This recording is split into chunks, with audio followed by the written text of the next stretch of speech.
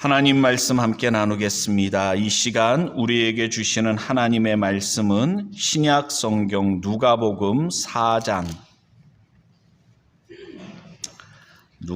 4장 저번 주에 이어서 3절과 4절 말씀 살펴보도록 하겠습니다.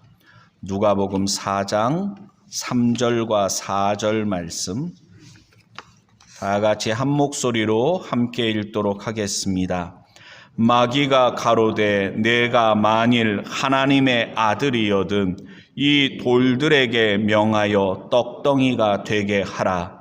예수께서 대답하시되 기록하기를 사람이 떡으로만 살 것이 아니라 하였느니라. 아멘. 할렐루야. 하나님께서 이 시간에도 귀한 은혜 주실 줄로 믿습니다. 앞뒤 옆을 보고 인사 나눌 때 사랑합니다, 축복합니다 인사 나누겠습니다.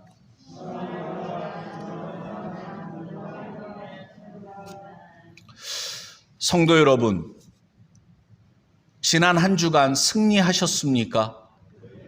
마귀의 시험, 예수님처럼 말씀으로 대적하여 그 마귀의 공격들을 물리치고 이기셨습니까? 아멘 하시는 분들께는 제가 꼭 말씀드리고 싶습니다. 부럽네요. 마음은 원이로되 잘 안 되더라고요. 제가 목사지만 어떤 때는 제가 너무 한심스러울 때가 있습니다. 야, 너 어떻게 그럴 수가 있냐? 너 하나님하고 약속했잖아. 근데 너 왜 그래? 근데 그게 안 돼요. 하지 말아야지 하면서 또 제가 이렇게 얘기하면 편 목사님 또 무슨 큰 죄 졌나 보다 막 그런 경우인데 별거 아니에요. 무심코 아내에게 하나밖에 없는 딸내미한테 말을 하는데 나도 모르게 툭 나오는 말이 내가 또 실수했구나. 근데 또 사나이는 뭐가 있어요? 자존심이 있어요. 잘못했으면 뭐라고 해야 돼요? 잘못했다. 미안하다. 말하면 될 텐데 또 뭐 그런 거 갖고 그러느냐고. 그러면서 그냥 애써 대충 넘어가려고. 가끔 가다가 참 제가 한심스럽고 야, 너 정말 구제불능이다. 그렇습니다. 그런데 저만 그런가요? 아담과 하와가 범죄한 이후에 모든 아담의 후손들은 죄 가운데 태어납니다. 누가 가르치지도 않았는데 거짓말합니다. 죄를 짓는 건 너무 쉬워요. 나도 모르게 무심코 죄를 짓습니다. 그런데 하나님 기뻐하시는 삶을 살아가는 건 너무 어렵습니다. 예? 마음은 원인데 우리의 몸이, 우리의 육신이 협조를 잘 안 해주는 것 같아요. 왜 그런 거 있잖아요. 시험에 자꾸 떨어지는 사람은 만약에 그 시험에 만점 합격자를 만났다면 비결이 뭐냐? 어떻게 공부해야 당신처럼 합격할 수 있느냐? 물어보지 않겠습니까? 만약에 물어보지 않고 관심도 없다면 그 사람은 시험은 보지만 합격하고 싶은 생각이 별로 없는 사람일 겁니다. 내가 꼭 이 시험에 합격하고 싶은 사람, 그런 갈급함이 있다면 유튜브에서 성공 사례, 나는 이렇게 해서 시험에 합격했다. 성공 사례라든가 비법이라든가 그런 거를 알고자 할 것입니다. 늘 죄와 마귀와 싸워서 실패하고 좌절하고 낙심하는 사람들은 예수님께서 마귀와 싸워 승리하신 이야기에 관심을 가질 수밖에 없습니다. 나도 예수님처럼 이기고 싶은데, 나도 예수님처럼 멋지게 마귀의 유혹을 물리치고 싶은데 어떻게 해야 될까? 사실 죄 없으신 예수님께서 하나님의 아들이신 그분께서 이 땅에 오신 이유가 그리고 광야로 나아가서 40일 금식 기도하신 이유가 예수님 자신이 뭔가 필요해서가 아니라, 훈련이 필요해서가 아니라 바로 우리를 위해서 광야로 나가셨고 마귀의 시험을 받으셨고, 예수님의 삶 모든 것이 바로 우리를 위한 삶이신 줄로 믿습니다. 예수님께서 우리의 롤 모델이 되십니다. 예수님께서 우리에게 본을 보여주신 거예요. 오늘 우리가 말씀을 3절과 4절을 읽어봤지만 누가복음 4장 여기 전체 내용을 쭉 살펴보면 마귀와 예수님께서 여러 가지로, 마귀가 시험하면 예수님께서 말씀으로 물리치시는 그러한 내용이 나와 있는데, 예수님께 마귀가 행한 시험은 예수님에게만 마귀가 시험했던 게 아닙니다. 3가지 시험을 했는데 이거는 시험의 3가지 유형이라고 할 수가 있습니다. 마귀가 예수님께 했던 이 시험은요, 역사가 오래됐습니다. 어디까지 거슬러 올라가냐면 하와에게 마귀가 이 시험을 했었습니다. 선악과를 따먹으면 정령 죽으리라고 하나님께서 말씀하셨는데, 마귀는 하와를 유혹하면서 아니야, 안 죽어. 그거 먹으면 하나님처럼 될 수 있어. 유혹을 합니다. 뱀의 그 마귀의 유혹 듣고 난 다음에 하와가 선악과를 딱 보니까 성경에 보면 창세기 3장 6절에 이렇게 말씀하고 있습니다. 여자가 그 나무를 본즉, 한번 따라해 주세요. 먹음직도 하고 보암직도 하고 지혜롭게 할 만큼 탐스럽기도 한 나무인지라. 그렇게 설명하고 있어요. 먹음직스럽다? 야, 맛있겠다. 저거 먹으면 참 맛있을 것 같은데.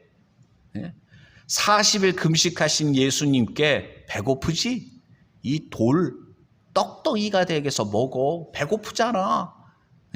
육신의 필요, 배고픔을 해결할 것을 예수님께 시험했던 마귀는 이미 창세기에 나오는 하와에게 이 시험을 했던 것입니다. 보암직도 하고 지혜롭게 할 만큼 탐스럽기도 한다. 야, 저걸 먹으면 정말 지혜롭게 될 것 같은데, 야, 저거 내가 꼭 먹고 싶다.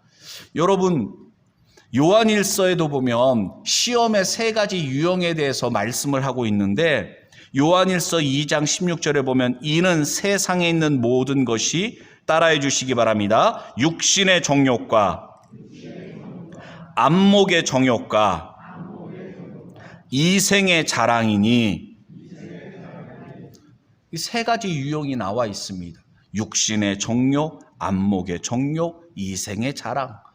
요한일서 2장에서는 이 모든 것은 다 아버지께로 쫓아온 것이 아니요 세상으로 쫓아온 것이라 말씀하고 있습니다. 우리가 예수님을 믿고 거듭나서 하나님의 자녀가 되었지만 우리가 천국에 아직 들어가지 않았습니다. 아직 죄악이 가득한 이 세상, 영적 전쟁터 한복판에 우리는 살고 있습니다. 그래서 늘 영적인 싸움을 싸우고 있는 것입니다. 그렇기 때문에 영적 싸움에서 승리하려면 예수님께서 어떻게 이 3가지 유형의 시험을 이기셨는지, 마귀의 유혹을 물리치셨는지를 기억하고, 마귀가 어떤 유형으로 우리를 유혹하고 시험하려 한다 할지라도 거기에 넘어가는 것이 아니라 예수님처럼 승리해야 되는 줄로 믿습니다. 주님께서 그것을 원하셔요. 그렇기 때문에 예수님께서 이렇게 마귀의 시험을 받으신 거예요. 예수님께서 우리에게 야, 너희들도 나처럼 이렇게 해. 이렇게 마귀를 물리치는 거야 가르쳐 주시는 겁니다. 세상, 우리가 살아가는 세상, 우리를 유혹하는 것들이 참 많습니다. 어떤 분들은 식사 후에 꼭 담배를 펴야 소화가 잘 된다는 분들이 있습니다. 또는 스트레스가 많을 때 담배의 유혹을 물리치기가 쉽지 않다는 분들이 있습니다. 그리고 실제로 담배 한 모금을 빨면 스트레스가 풀리고, 그것이 니코틴의 영향인지 뭔지 그건 잘 모르겠지만 그렇게 얘기들을 합니다. 또 여러 가지 고민이 되고 스트레스가 될 때, 또는 취미 생활로 한다고는 하지만 골프를 치러 가든지 뭐를 하든지 내기의 맛을 들이면 점점점 그 내기, 그냥 하면은 장기도 바둑도 재미가 없다. 돈을 걸어야 재미가 있다. 심지어 윷놀이를 하더라도 그냥 하면 재미가 없다. 돈을 걸어야 재미가 있다. 근데 그것이 재미에서 머물면은 괜찮은데 점점점 그것이 중독으로 넘어갈 수가 있습니다. 죄의 유혹을 받는 사람들은 누구나 중독 증세가 있습니다. 다 달라요. 여러 가지 종류로 그러한 것이 있습니다. 근데 그 모든 것들이 육신의 정욕, 안목의 정욕, 이생의 자랑, 거기에 해당된다는 것입니다. 육신의 정욕을 제가 설명을 잠깐 드리면, 죄로 말미암아 하나님을 떠난 인간의 본성이 육신으로 그렇게 말씀하고 있습니다. 그리고 정욕이라는 것은 타락한 본성에서 나오는 욕망입니다. 인간의 악한 욕망입니다. 이기적인, 자기 중심적인, 자기가 원하는 것은 기필코 빼앗든지 어떻게 해서든지 그거를 가져야만 마음이 편안해지고 기쁨이 충만해지고 그렇게 돼버리는 것. 그 육신의 정욕에 사로잡힌 사람들의 특징이라는 겁니다. 안목의 정욕은요, 이 육신의 눈으로 보는 것만을 의미하는 게 아니라 사실은 마음의 눈으로 보는 것을 의미합니다. 하와가 눈으로 볼 때 선악과가 보암직도하게 여겼죠. 그런데 여러분, 성경을 보면 다윗이 어떻게 합니까? 부하들을 전쟁터로 보낸 다음에 낮에 궁정에서 이렇게 위에서 하다가 남의 집 목욕하는 여자를 보고서는 마음에 욕망이 생깁니다. 알아보니까 자기의 충성스러운 부하의 아내라는 겁니다. 그러면 어떻게 해야 됩니까?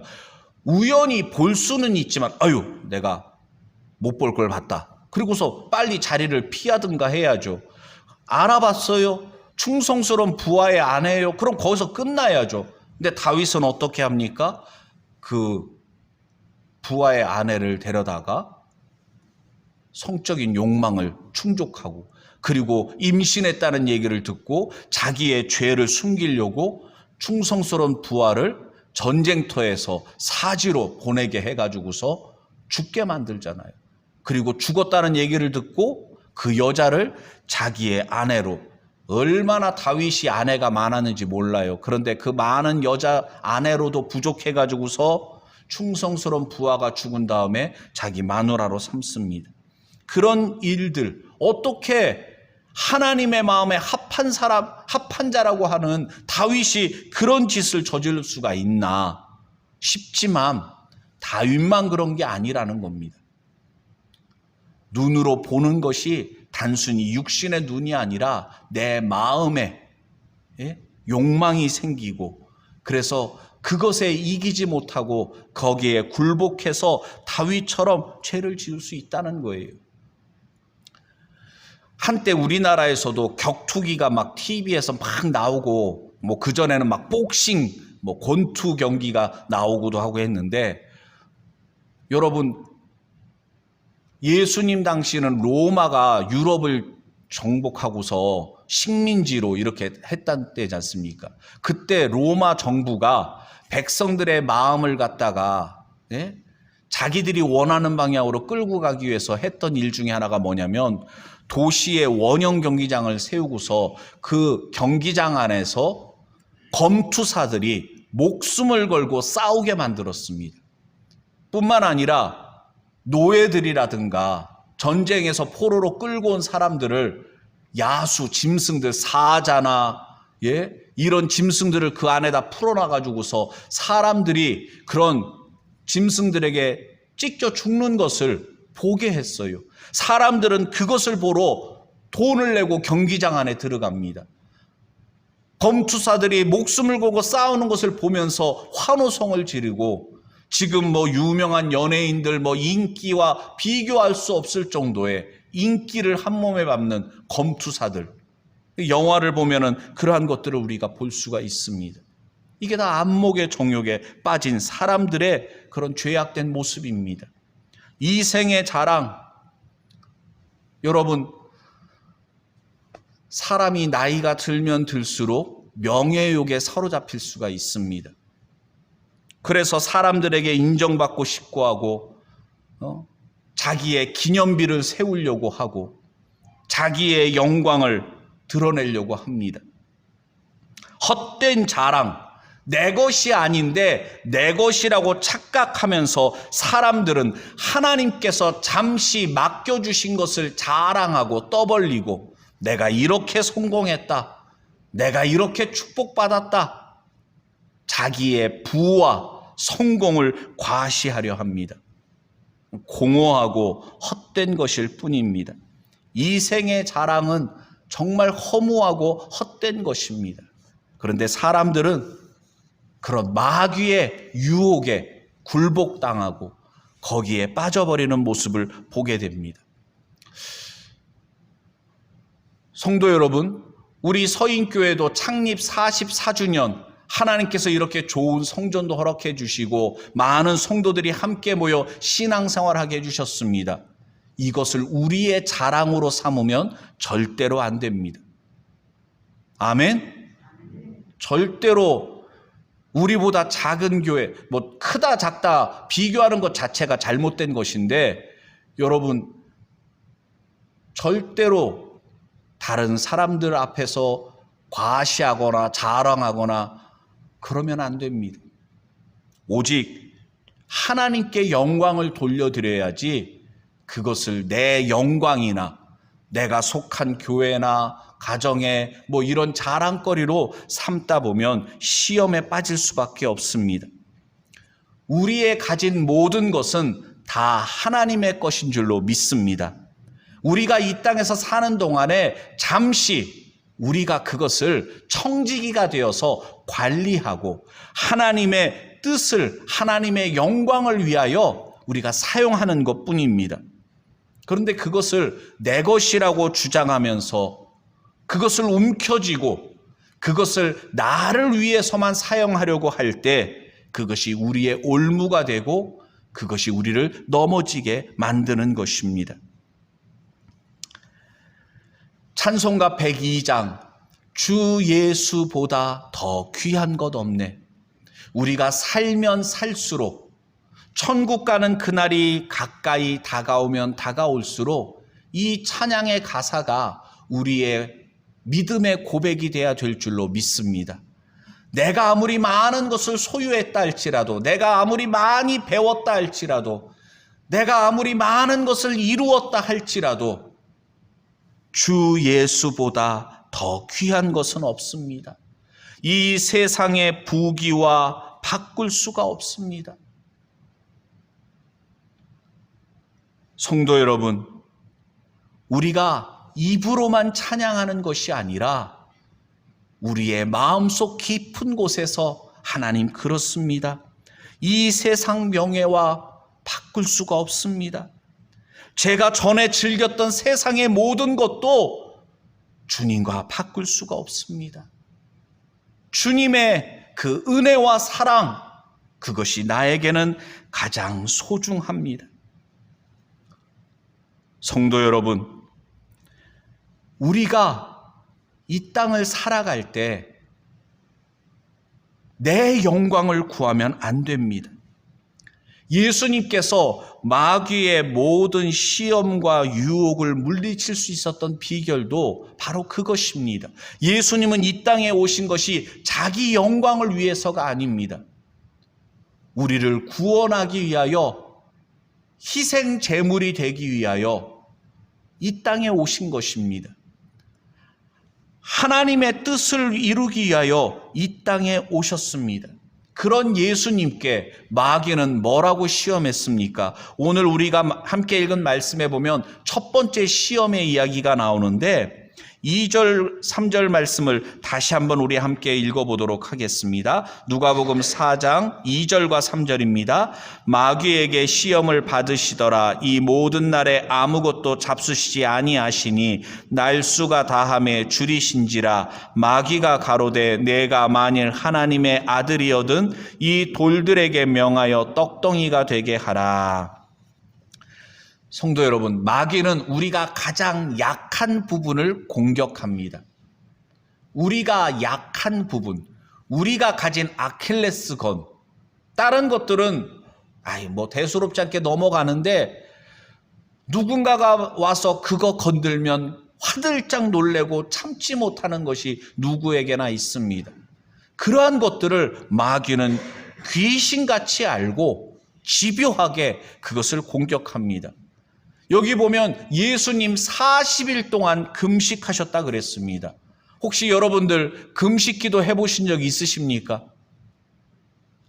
하루, 이틀, 3일, 4일. 저도 학생 청년 때 오살리 금식기도원에 가서 한 3, 4일 정도 금식해 본 적은 있는데, 금식하면요, 배가 고프면 잠이 잘 올까요? 안 올까요? 신기한 게 금식 기도하면서 낮에 집회 시간에 참석하면 졸음이 엄청 쏟아집니다. 졸려서 예배 시간에 말씀이 하나도 안 들어오고 그럴 때도 있어요. 그런데 밤에 자려고 그러면 잠이 안 와요. 배가 고프면 이불 깔고 자려고 그러면 말똥말똥해요. 낮에는 그렇게 졸리고 그랬었는데 신기합니다. 금식하면요, 기운이 있을까요? 없을까요? 기운이 하나도 없습니다. 자꾸 졸리고 기운이 없고 그래서 자꾸 그냥 누워있고 싶고 그래요. 그런데 선생님들은 박수 치면서 찬양하라 그러고 말이죠. 금식해서 지금 배가 고프고 기운 하나도 없는데 앞에서 강사 목사님도 큰 소리로 기도하라 그러고 얼마나 힘들었는지 몰라요. 그런데 오늘 본문에 나오는 예수님, 마귀의 시험을 받고 계신 예수님은 기도원과 같은 어느 정도 편의 시설이 갖추어져 있는 곳에서 금식 기도하신 것이 아니었습니다. 낮에는 너무 덥고 밤에는 너무 추운 광야에서 홀로 40일 동안 금식 기도하신 것입니다. 거친 광야에서 정말 예수님 혼자 금식 기도를 하고 계셨는데 마귀가 찾아온 겁니다. 그리고 예수님께 배고프지? 이 돌 떡덩이가 되게 해서 먹어. 그러는 겁니다. 예수님은 어떤 분이십니까? 오병이어의 기적을 행하셨던 분입니다. 보리떡 5개와 물고기 2마리로 장정만 5,000명, 어린아이 여성들까지 합치면 2만 명 이상 되는 많은 사람들이 배불리 먹고 12강주일 부스러기가 남도록 그렇게 역사하셨던 분이십니다. 요한복음 1장에 보면 창조하실 때, 이 세상을 하나님께서 창조하실 때 예수님도 함께 하셨거든요. 창조주가 되시는 분이십니다. 그런 예수님께서 모든 돌들이 다 떡덩이가 되게도 하실 수 있으셨을 겁니다. 그런 예수님께 지금 마귀는 뭐라고 유혹하는 것입니까? 많이도 필요 없고 여기 있는 돌 하나 떡덩이 되게 해라. 정말 배고플 때는 많은 거 필요 없습니다. 당장 배고픔을 해결할 수 있는 떡 한 조각이 갈급할 수 있는 것입니다. 마귀는 그렇게 예수님께 유혹하고 있는 것입니다. 너 하나님의 아들이잖아. 너 충분히 할 수 있잖아. 너 지금 배가 너무 고프잖아. 뭘 망설이고 있니? 너 이러다 굶어 죽는다. 일단 살고 봐야 하잖아. 그래야 뭐든지 할 수가 있지. 그러니까 이 돌이 떡덩이가 되게 해. 예수님만 그렇게 유혹하는 게 아닙니다. 우리들도 그렇잖아요. 당장 큰 위기, 어려움이 닥치면 마귀는 자꾸만 우리의 마음에 편법을 쓰라고 유혹하는 겁니다. 야, 지금은 어쩔 수 없는 상황이잖아. 당장 급하잖아. 신호등이 빨간불이지만 아무도 없어. 경찰도 없잖아. 그냥 빨리 그냥 가. 아무도 모를 거야. 딱 한 번만 눈 감으면 돼. 예수님 배고프실 때 먹을 것을 갖고 유혹했던 마귀. 우리도 가장 힘들고 어려운 상황일 때 마귀는 우리에게 다가와서 딱 한 번만 지금 어쩔 수 없잖아. 그러면서 유혹하는 것입니다. 여기 말씀을 보면 마귀는 참 기가 막힌 녀석입니다. 마귀가 예수님께 말을 할 때 뭐라고 다가와서 얘기하냐면 한번 따라해 주시기 바랍니다. 내가 만일 하나님의 아들이여든, 지금 그렇게 말하고 있어요. 마귀가 너 하나님의 아들이잖아. 그러니까 마귀가 예수님을 모르는 게 아닙니다. 하나님의 아들이신 것을 알아요. 알면서 예수님을 시험하고 있는 것입니다. 그리고 예수님께 교묘하게 유도 질문을 합니다. 하와에게도 야, 에덴 동산에 있는 거 다 먹지 말라고 했냐? 막 그러면서 하나님의 말씀을 교묘하게 비틀어요. 마귀의 주특기가 이런 겁니다. 진실을 교묘하게 비트는 거예요. 팩트, 사실, 하나님의 아들이신 예수님, 분명한 겁니다. 그런데 그런 예수님께서 자신을 증명할 필요가 없는 거예요. 그런데 너 하나님의 아들이잖아. 할 수 있잖아. 해봐. 우리들에게도 야, 너 할 수 있잖아. 지금 당장 필요한 거잖아. 해봐. 그렇게 우리를 유혹합니다. 절대로 넘어가지 말아야 될 말이 무엇이냐면 이번 딱 한 번만이라는 겁니다.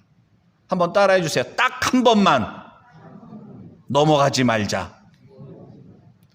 딱 한 번만에 넘어가면 거기에 올무에 잡히는 것입니다. 다윗이 왜 살인죄, 충성스러운 부하를 다른 사람을 통해서 죽이는 일까지 저질렀습니까? 바늘도둑이 뽕짝이 맞아야 된다니까요. 예? 바늘도둑이 잘하시네. 그거예요. 예? 딱 한 번만 그것이 바늘도둑이 소도둑되게 만드는 것입니다. 우리의 신앙생활도 처음서부터 망가지는 게 아닙니다. 이 코로나19 상황이 쭉 이어지다 보니까 어쩔 수 없었는데, 처음에는 어쩔 수 없었는데 나중에 가서는 예배 드릴 수 있는데도 안 나오는 분들이 있어요.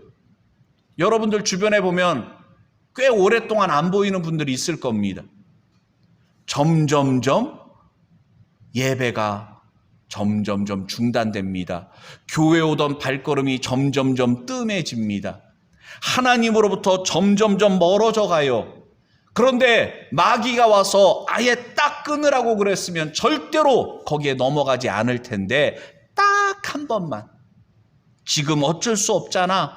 나중에 형편이 나아지면, 나중에 좀 여건이 괜찮아지면, 그때 가면 되잖아. 그때 예배 드리면 되잖아. 그때 하면 되잖아. 그러면서 우리를 유혹하는 것입니다. 지금 어려우니까 이번 한 번만 눈 딱 감고 잘 하자. 이번 위기만 넘기면 돼. 거기에 넘어가게 되는 것입니다. 자, 중요한 것은 마귀의 이런 유혹, 우리에게도 찾아올 수 있다는 거고요. 그렇기 때문에 오늘 본문 말씀에서 예수님께서 어떻게 이 위기, 유혹을 극복하셨는가를 꼭 기억해야 됩니다. 4절에 보면 예수님께서 마귀에게 대답하십니다. 기록하기를 사람이 떡으로만 살 것이 아니라 하였느니라. 예수님은 마귀의 시험을 모두 하나님의 기록된 말씀으로 대적하셨습니다. 이 사건의 병행 구절이라고 할 수 있는 마태복음 4장 4절에 보면 예수께서 대답하여 가라사대 기록되었으되 사람이 떡으로만 살 것이 아니요 하나님의 입으로 나오는 모든 말씀으로 살 것이라 하였느니라 하시니라고 되어 있습니다. 이 말씀은 신명기 8장 3절 말씀을 인용한 것인데 한번 다 같이 따라해 주시기 바랍니다. 하나님의 말씀으로 살아가자. 아멘. 육신의 양식으로 우린 살아가는 사람들이 아니라 하나님의 말씀을 날마다 공급받아서 날마다 하나님의 말씀을 붙잡고 살아가는 거예요. 주의 말씀은 내 발의 등이요 내 길의 빛이니이다. 하나님의 말씀이 우리 인생의 내비게이션이 돼야 됩니다. 하나님의 말씀의 인도하심 따라 순종하여 우리는 살아가야 됩니다.